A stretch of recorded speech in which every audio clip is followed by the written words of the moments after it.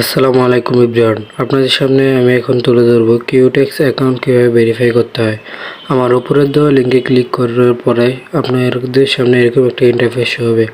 এখানে কান্ট্রি বাংলাদেশ দিয়ে সিলেক্ট করে ইউএসডিটি সিলেক্ট করে আপনার একটি ইমেল এবং পাসওয়ার্ড দিয়ে দিবেন।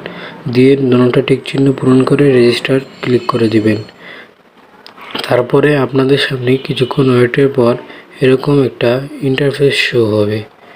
এখানে যা আছে স্কিপ করে দিবেন। স্কিপ করার পরে নিচে দেখবেন একটা মানুষের মতন ছবি আছে, এখানে ক্লিক করে দিবেন। তারপরে দেখবেন আপনার অ্যাকাউন্টটা ভেরিফাই নেই। এখন দেখাবো কীভাবে ভেরিফাই করতে হয়। আপনার first name, last name, date of birth, address select করে সেভ ক্লিক করে দিবেন। সেভে ক্লিক করে দেওয়ার পরে নিচে দেখবেন ডকুমেন্ট লেখা আছে। ডকুমেন্টে ক্লিক করার পরে এরকম আইডি কার্ড দিয়ে সিলেক্ট করে আপনার ভোটার আইডি কার্ডটি দিয়ে দিবেন। দেওয়ার পরে কনফার্ম করে দিবেন।